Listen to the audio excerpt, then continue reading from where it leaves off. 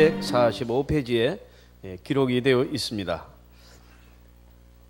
그러므로 우리가 믿음으로 의롭다 하심을 받았으니 우리 주 예수 그리스도로 말미암아 하나님과 화평을 누리자. 또는 믿음으로 서 있는 그 은혜에 들어감을 우리가 얻게 하신 우리 주 예수 그리스도로 말미암아 하나님으로 더불어 화평을 누리며, 또한 그로 말미암아 우리가 믿음으로 서 있는 그 은혜에 들어감을 얻었으며 하나님의 영광을 바라고 즐거워하느니라. 다만 이뿐 아니라 우리가 환난 중에도 즐거워하나니 이는 환난은 인내를, 인내는 연단을, 연단은 소망을 이루는 줄 알미로다. 소망이 우리를 부끄럽게 하지 아니하면 우리에게 주신 성령으로 말미암아 하나님의 사랑이 우리 마음에 부은 바 됨이니. 아무리 해도 안 남아요. 그래서 그냥 포기하고 집으로 돌아갔는데, 그 후에 몇십 년 후에 어떤 사람이 거기에 분명히 금이 있다는 자꾸 확신이 드는 거예요.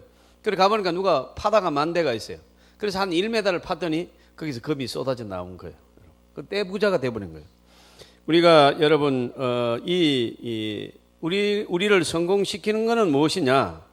결국은 뭐가 있다는 믿음, 이 금이 있다, 이 믿음이 있어야 되고, 그 다음에는 여러분 이제 인내가 있어야 됩니다. 인내 이게 참아야 되는데 못 참으면 그냥 끝이죠. 여러분 참는다, 인내한다, 이게 뭔가 아닌가? 이 금이 나온다는 희망을 가져야 참을 수 있어요. 그래서 희망이 이 소망이 약한 사람, 희망에 대한 분명한 의지가 없는 사람, 확신이 없는 사람은 성공하기가 힘듭니다. 그럼 성경적으로는 어떻습니까? 성경의 공식이 믿음의 세계에도, 우리 믿음의 세계에도 다르지 않습니다. 표현이 다르지 원리는 똑같습니다. 희망은 믿음에서 나온다. 저 히브리서 11장 1절에 보면 믿음은 바라는 것들의 실상이요, 믿음이 희망에서 나오고 희망은 믿음으로 견고하게 된다. 바로 이것이 성경입니다. 그래서 여러분, 희망이 자라기 위해서는 또 어떤 환경이 필요하느냐? 평화가 필요합니다. 지금은 무슨 말인지 우리가 쉽게 그렇게 마음에 와닿지 않습니다. 그러나 설교를 들어가면서 우리는 깨달을 수가 있습니다. 그러면 여러분, 오늘 성경이 말하는 희망은 무엇이냐? 예수 믿으면 희망이 있다고 하는데 어떤 희망이냐?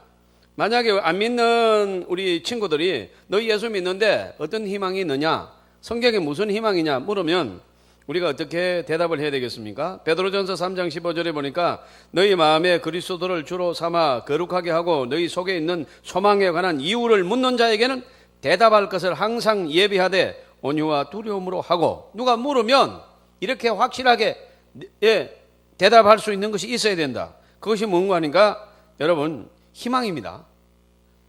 소망입니다. 희망입니다. 희망. 그러면 어떤 희망이냐? 우리는 여러분 이 세 가지를 말할 수 있어요. 이 조경학과 바클레이가 뭐라고 얘기하면은 이 희망을 떠나서 인간의 행복을 위해서 꼭 있어야 될 그 세 가지를 말했어요. 이게 뭔가 하니까 첫째는 할 일이 있어야 된다. 내가 하는 일이 있어야 된다. 그래 행복하다는 거. 일어났는데 할 일이 아무것도 없다. 이 사람은 복되지 않는다. 뭐가 출근을 하든지 무슨 사업을 하든지 내가 할 일이 분명히 있어야 됩니다. 노래하는 사람이 이 노래를 할 무대가 있고 그래야 이제 행복한 거죠. 우리가 이제 첫째는 할 일이 있어야 된다. 이 2015년도에는 저희와 여러분에게 할 일이 많아지기를 바랍니다. 분명히 나를 필요로 하는 것이 있어야 된다. 내가 필요해야 된다. 그래야 할 일입니다. 여러분, 그 자식이 이렇게 막 자랄 때 손이 많이 가요. 돈도 많이 들고 일도 많아서 여러분 몹시 힘듭니다. 그렇지만은 지금 여러분 50대 후반에서 빈둥지 증후군 일어나가지고 우울증이 온 사람 많아요. 자식도 그러면 자라서 떠나버리고, 여러분 남편도 일찍 죽은 사람도 있고, 그러니까 혼자 딱 있으니까 살 수가 없는 거예요. 이 외로움을 여러분 해결할 길이 없어요. 여러분, 그래서 우리가 할 일이 있어야 된다. 바로 이것이고, 둘째는 우리가 마음으로 사랑할 사람이 있어야 된다. 뭐 때문에 일을 하느냐? 가족을 위해서, 여러분 이제 가정의 행복을 위해서 그 아이들이 밥 먹는 거 보면은 우리가 부모가 참 기쁘죠. 그래서 여러분 사랑할 사람이 있어야 된다. 그 다음에는 마지막에는 여러분 끝까지 붙을 희망이 있어야 된다. 이 세 가지를 말한 것입니다. 자, 그래서 오늘은 이 세 가지가 다 필요한 것인데 하나님의 말씀인 성경은 그러면 희망에 대해서 어떻게 말하냐? 한마디로 말합니다. 성경은 어떤 책이냐? 희망에 관한 책입니다. 교회는 뭐 하는 곳이냐? 이 희망을 선포하는 곳입니다. 우리가 하는 모든 이 설교와 또 이 전도, 선교, 결국은 희망에 관한 질문에 답변하는 것입니다. 어떻습니까? 만일 어떤 분이 저와 여러분에게 당신의 희망이 뭐냐 물으면 뭐라고 답변해야 되겠습니다? 예수 믿고 구원받는 것이 우리의 희망인 줄 믿습니다. 여러분 보십시오. 우리가 지금 총알 타고 왔지 않습니까? 40년, 50년, 60년, 70년, 80년 이렇게 왔습니다. 여러분. 그러면 앞으로 한참 있어야 갑니까? 하룻밤 자고 나면 다 끝나는 겁니다. 여러분.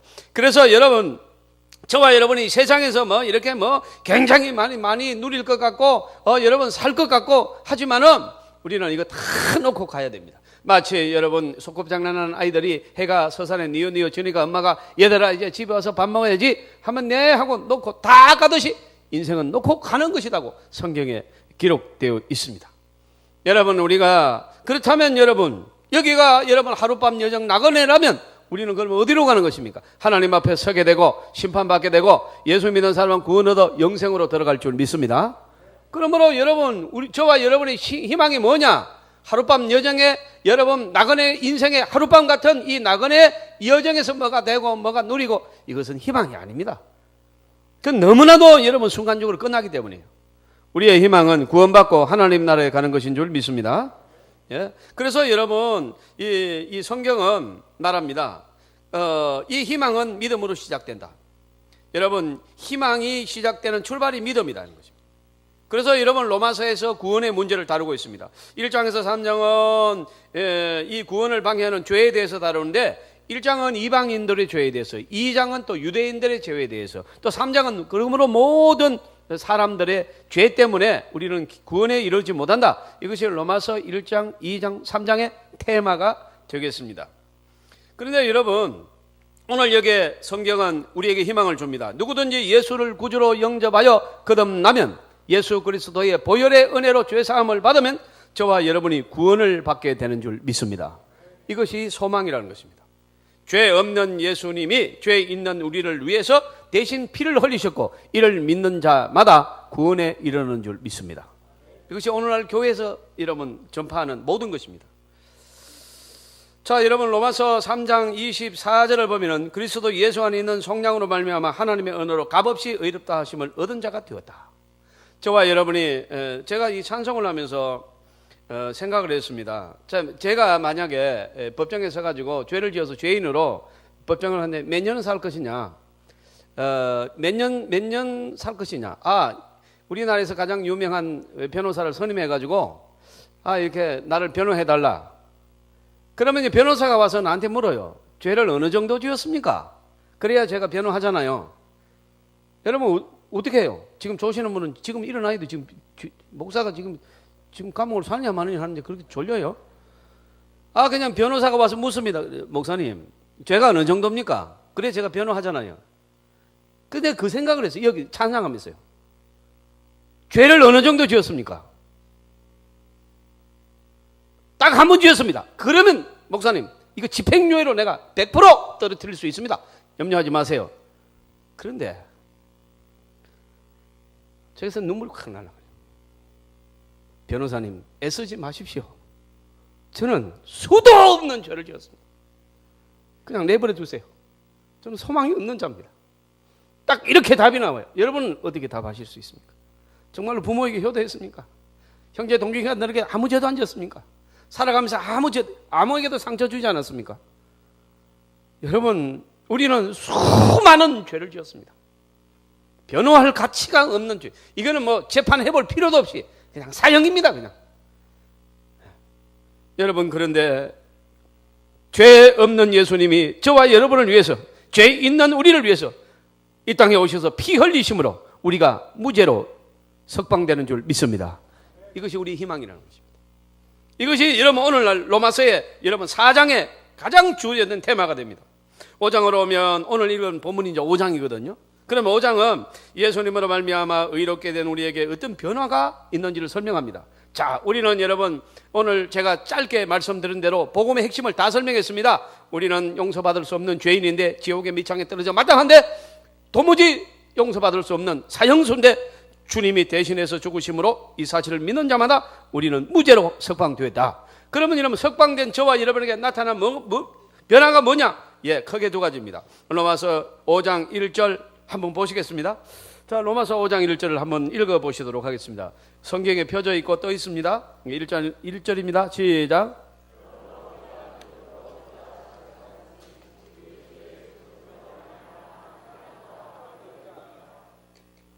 여러분, 여기 보면 우리에게 나타난 변화가 하나님으로 더불어 뭐를 누리자고요? 예, 화평. 여러분, 우리에게 변화가, 첫 번째 변화가 화평입니다. 예, 여러분, 하나님과의 관계가 다시 회복된 겁니다. 화평을 이루어준 겁니다. 그러니까 여러분, 이게 변화된 건데, 죄로 인해서 끊어진 하나님과의 관계가 예수님 때문에 다시 회복됐습니다. 다시 화평하게 되었습니다. 화평은, 용서는 하되 다시는 그와 상대하지 않는다. 자, 이것이 세상의 화평이에요. 이를테면 여러분 보십시오. 우리 동네도 어떤 우리보다 한참 우리 어릴 때 아주 한 20년 차이 나는 선배인데요. 이분이 집안이 좀 잘 삽니다. 우리 동네에서 참 잘, 너무 많았어요. 근데, 아버지를 배신하고 집에 돈 막 이렇게 뭉쳐가지고 도망을 갔어요. 그 나중에 이제 돈 다 쓰니까 돌아왔는데 아버지가 자식으로 받을 수 없다. 그래서 여러분 그 어머니하고 그 형제간들 또 막 가서 딸들이 가가지고 아버지 아들 하나밖에 없는데 그러시면 안 됩니다. 이렇게 해가지고 막 설득을 해가지고 받아들였어요. 근데 받아서 이제 집으로 왔는데 아버지가 이 아들하고 평생 이 얘기를 안 합니다.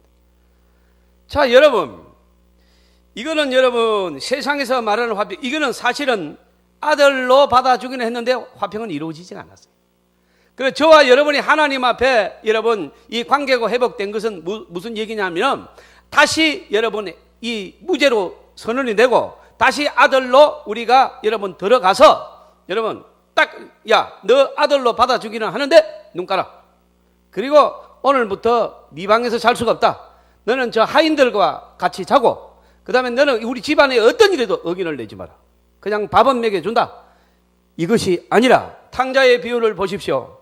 여러분 둘째 아들이 아버지에게 가가지고 막 협박했지 않습니까? 내 재산, 나한테 돌아올 재산 달라고. 여러분 돌아올 재산이 부모가 돌아가셨을 때 법적으로 처리하는 것이지 여러분 부모가 자식에게 재산 주어야 된다는 원칙이 어디에 있습니까? 전혀 없습니다. 여러분. 그런데 이 둘째 아들이 자기에게 돌아올 재산을 달라고 여러분 막 협박을 하고 막 그러니까 여러분 아버지가 그냥 줍니다. 그래서 여러분 먼 데로 가가지고 허랑방태 다 쓰고 나서 여러분 다른 형청발 갔는데 배가 고파요. 아버지 집을 생각하니까 거기는 먹을 것이 많아요. 혹시 아버지 집으로 돌아가면 자존심도 뭐가 없어 이제는 굶어 죽게 되니까 돼지가 먹는 주연 열매도 여러분 주는 사람이 없었더라. 그렇게 되어 있습니다. 우리나라로 말하면 돼지죽도 주는 사람이 없다는 거예요. 그래서 여러분 이제 집으로 돌아가니까 아버지가 불을 탁 켜놓고 탕자를 기다립니다. 집 나간 자식을 기다립니다. 대문을 열고 기다립니다. 아버지가 먼저 발견하고 가서 목을 끌어안고 내 아들이 죽었다가 살았다 그러면서 이제 자식이 아버지 앞에 무릎을 꿇습니다. 하나님과 아버지 앞에 죄를 지었습니다. 아들이라 다시 일컬음을 감당치 못하게 싸우니 그저 일꾼으로 하나만 이렇게 밥만 먹게 해달라고 하니까 아니다. 네가 죽었다가 사는 다시 아들로 받는다. 그래서 여러분 손에 가락기를 끼우고 좋은 신발을 내다 신고 제일 좋은 옷을 내다 입히고 소를 잡아서 막 잔치하면서 막 네가 절기라고 그래요. 네 친구들을 불러다가 막 절기라고 그래요. 화평을 누리라고 그래요. 여러분 이 아들이 아버지 배신하고 나갔는데 가슴에 못 박고 나갔는데 다시 돌아오니까 아들로 받아준 것만 아니라 화평을 누리고 잔치를 배설한 것이 이 탕자의 아버지고 이것이 하나님인 줄 믿습니다. 이 비유적으로 설명한 거예요. 저와 여러분이 하나님 앞에 용서받았다는 것은 무엇이냐? 네, 아들로 받아주는 것뿐만 아니라 영벌에서 영생으로 옮겨진 것뿐만 아니라 나와 함께 화평을 누리라는 것입니다. 저와 여러분이 이와 같은 은혜를 받으신 줄 믿습니다. 성경에도 이와 같은 예가 있습니다. 여러분 사울 왕이 이 장군 다윗을 시기하지 않습니까? 전투에 나가서 다윗이 막 계속해서 이기니까 이 백성들이 사울 왕은 천천히요 다윗은 만만이라 이런 노래를 지어가지고 이렇게 골목에 부르고 다니니까 사울 왕이 보니까 질투가 딱 나거든요. 그래서 여러분 다윗을 죽인다고 칼을 빼들고 군사를 끌고 가서 막 평생 따라다니잖아요. 그래 결국은 죽이지 못하고 사울 왕이 여러분 전투에서 전사하고 다윗이 왕으로 올라갔는데 머비보셋이라고 기억이 납니까? 이 사람이 누군가 하면 사울 왕의 손자입니다. 그런데 사람들이 이 머비보셋을 대고 이 사울의 왕의 손자인데 다윗이 어떻게 하고 그러니까 이러니까 네가 사울 왕의 손자냐? 그렇습니다. 그래 내 원수의 손자로구나. 우리나라 정치적 여러분 모든 정치는 맞죠. 지금은 그렇게 할 수 없지만은 이 당시에도 우리 여러분 역사에도 삼족을 멸하는 거예요. 원수는 이 정권을 가지고 정권을 상대로 한 이 그 후손들 3대를 다 제거해 버리는 거죠. 이북에는 지금 막 고모부도 죽여버리잖아요. 어린 것이 막 죽이는 거예요. 막 죽여. 연예인도 15명을 죽였습니다. 왜? 이설주의 그 비리를 알고 있는 이설주가 뭐 이렇게 남자 관계가 복잡하대요. 그러니까 그걸 알고 있는 그게 소문나니까 알고 있는 사람 모조리 들어오라고 해서 다 총사 죽여버려요. 그냥. 죽이는 거예요. 그냥. 그런데 여러분 평생 다윗을 괴롭혔던 사울 왕의 손자가 여기 왔다? 목을 잘 달아. 이렇게 할 것 같은데 다윗이 하나님의 사람 다윗은 어떻게 하는 줄 아십니까? 그래 네가 머비보셋이냐? 예 그렇습니다. 벌벌 떨고 있는 머비보셋 바로 앉아라. 내가 너에게 줄 것이 있다. 사람들이 굉장히 이제 목을 칠란가 이렇게 생각하는데 다윗이 뭐라고 그럽니까? 네 할아버지 사울 왕이 가지고 있던 모든 재산을 내가 너한테 주겠다. 이게 내 것이 아니다. 이게 네가 그 자손이니까 너에게 다 돌려준다. 여러분 논밭을 다 돌려줍니다. 그리고 오늘부터 너는 나와 함께 식사를 하라고. 왕의 식당에 불러서 여러분 머비보셋을 식사를 하게 합니다. 이것이 여러분 하나님의 용서인 줄 믿습니다. 하나님의 사랑이라는 것이에요. 이 감동적인 모습이 성경에 기록되어 있지 않습니까? 사랑하는 성도 여러분, 우리 하나님은 이와 같이 저와 여러분을 흉악무도한 죄를 용서하셨을 뿐만 아니라 저와 여러분에게 용서의 기쁨을 누리라고 이렇게 축복하신 줄 믿으시기를 바랍니다. 로마서 5장 1절에 보면요, 우리가 믿음으로 의롭다 하심을 얻었은즉 우리 주 예수 그리스도 말미암아 하나님과 더불어 화평을 누리자 이렇게 되어 있습니다. 간신히 이렇게 구원받아 가지고 그저 여러 밥이나 먹고 왔다 갔다 하는 것이 아니라 여러분 화평을 누리라고 이렇게 축복하신 것이 성경이라는 것입니다. 더 중요한 변화가 있습니다. 로마서 5장 2절을 보시겠습니다. 우리는 아까 1절을 읽었습니다. 2절을 봅니다. 시작. 또한 그로 말미암아 우리가 믿음으로 서 있는 이 은혜에 들어감을 얻었으며 하나님의 영광을 바라고 즐거워하느니라. 자, 여러분 여기 가면 또 다른 변화가 뭐냐 하니까 우리가 믿음으로 서 있는 이 은혜에 들어갔다. 그러면 여러분 왕을 만나러 들어갔다는 뜻이거든요. 그럼 왕을 만나러 들어간다. 그때나 지금이나 대통령을 아무라도 만납니까? 우리가 가서 만나자면 만나주는 겁니까? 미국에 있는 어떤 여자가 우리나라 와가지고 이 북한을 찬양하고 북한도 핸드폰 가지고 있다 그래가지고 박근혜 씨 만나자고. 참 여러분 정말로 세상 여러분 좀 이상하게 돼가고 있습니다.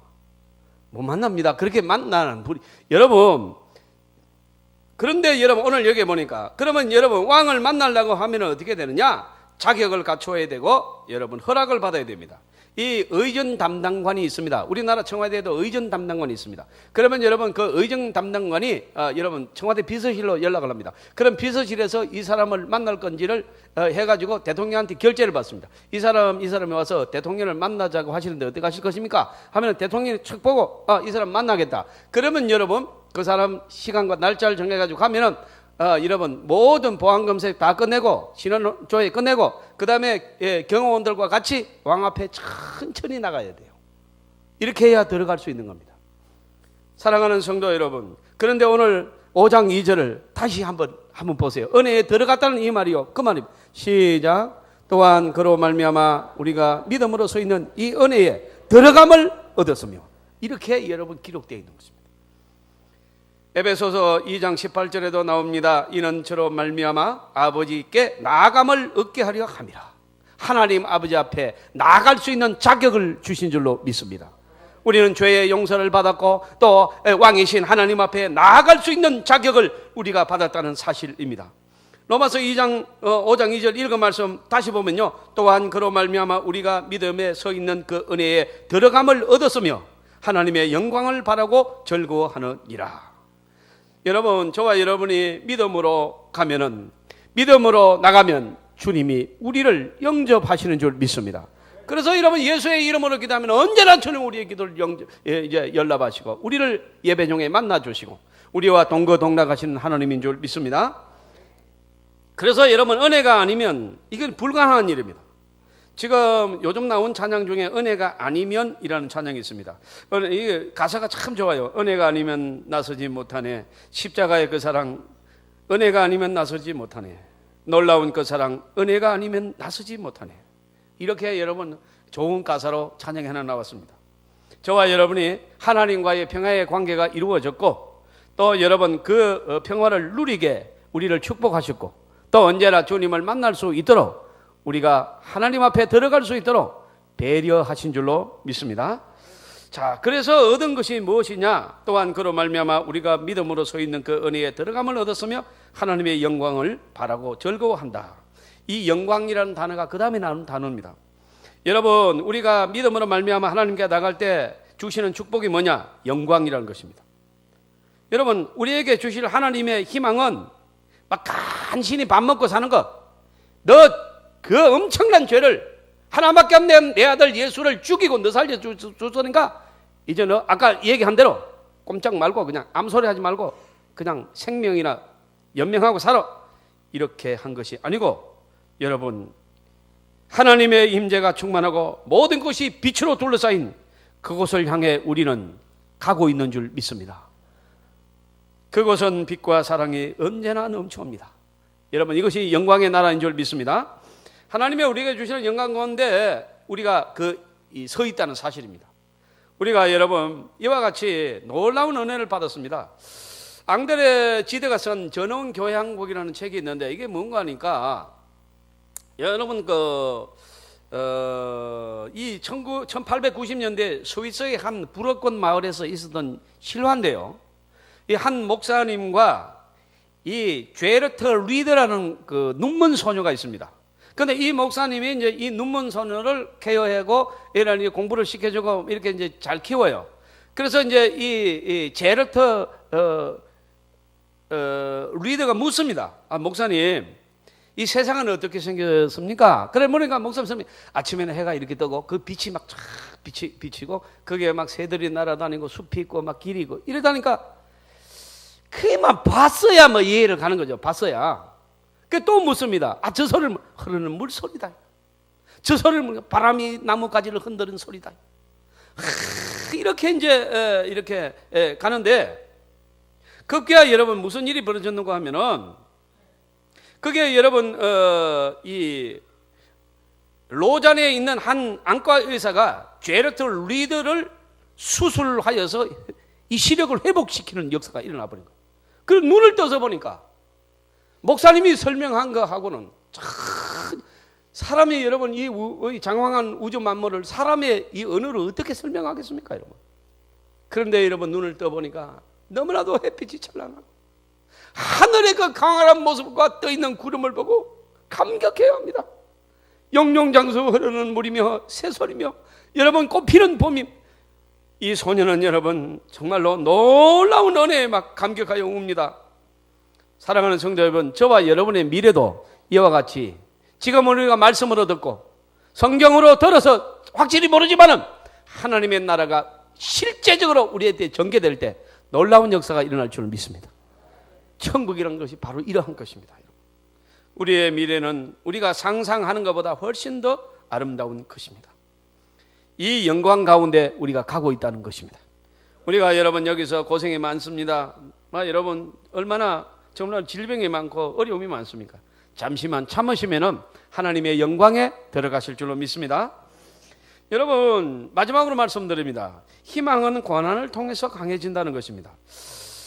이 말씀이 좀 여러분 참 분위기 안 맞습니다. 지금까지 뭐 죄인을 용서했고 변화가 일어났는데 화평의 관계가 되었고 그럼 그 화평을 누리게 하셨고 또 하나님의 보좌에 들어감을 얻었다고 그랬고 또 그 영광된 나라가 우리를 기다리고 있다 이렇게 이제 설교를 했는데 갑자기 고난을 받아야 되는. 3절 4절을 한번 읽겠습니다. 3절 4절입니다. 갑자기 날씨가 부산이 아마 한 14, 5도 됐습니다. 지금. 그러니까 굉장히 힘들죠. 자, 3절 4절 시작.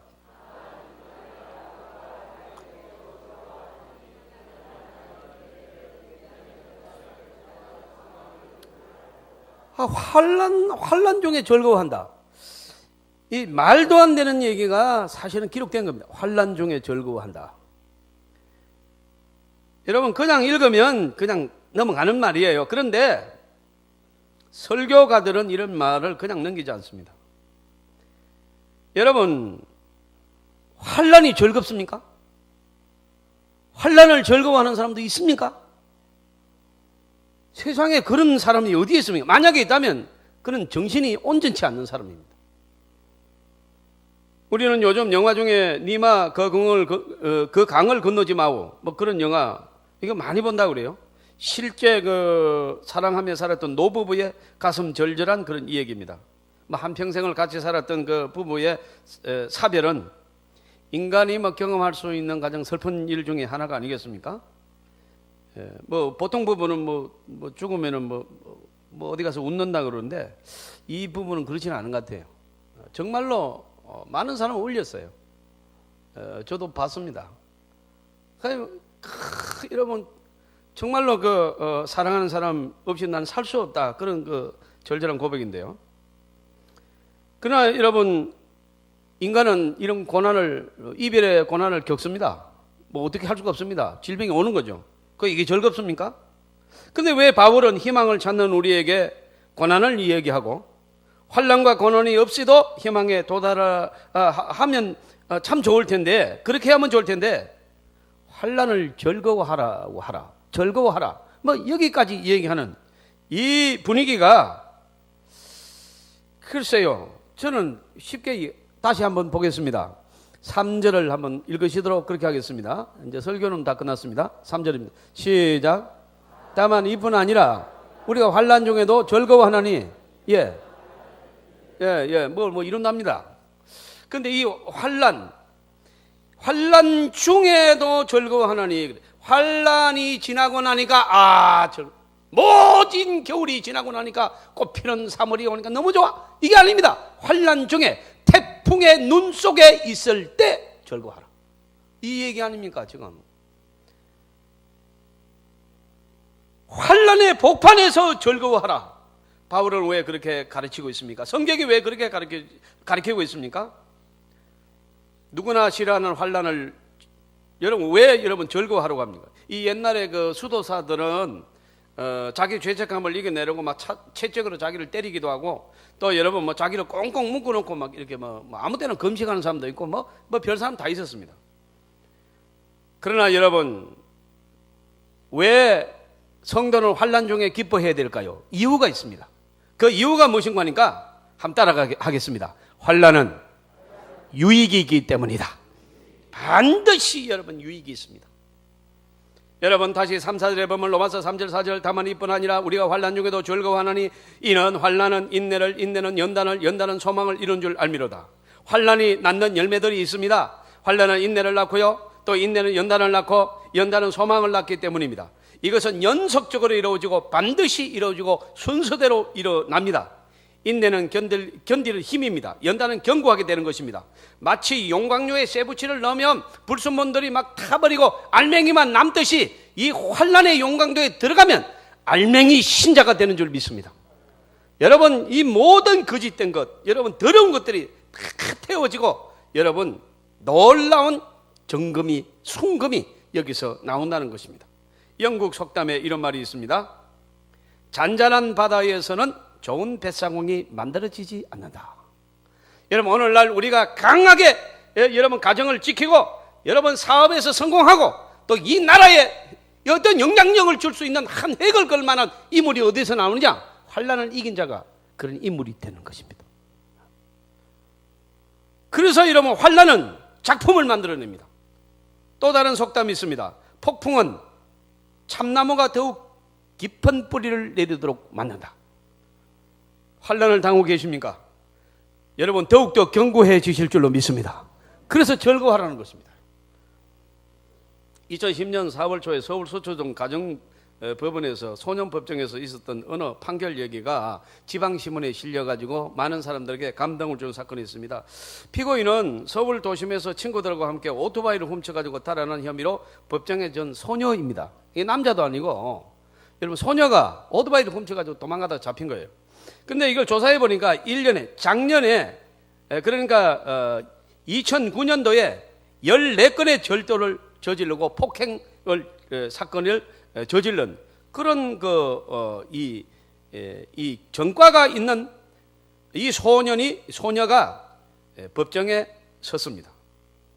법대로 한다면 소년보호시설 감옥 위탁, 이를테면 그러니까 이게 아시는 분이 여기 계시는데요. 이게 이제 그 사회인들이 가는 감옥은 아니죠. 아니고, 그러나 이것도 일종의 감옥이죠. 감옥이에요. 요거 여기다 집어 넣으면 전과제 되는 겁니까? 안 됩니까? 그러나 요거는 이제 내보내주는 건 아니잖아요. 예, 가둬놓는 거잖아요. 우리 교회는 부산 구치소에서 정년퇴직한 분이 계시기 때문에 제가 이거 또 뭐 거기에 그 비슷한 그 법적인 지식을 가지고 있는 못하겠어요. 그런데 여러분, 자, 여러분, 그러나 이 부장 판사가 이 소녀를 불가분 처분을 내립니다. 이를테면 석방시키. 여러분, 이 재판의 과정이 거기 기록되어 있습니다. 판사가 말합니다. 예, 너 일어나봐. 소녀가 일어납니다.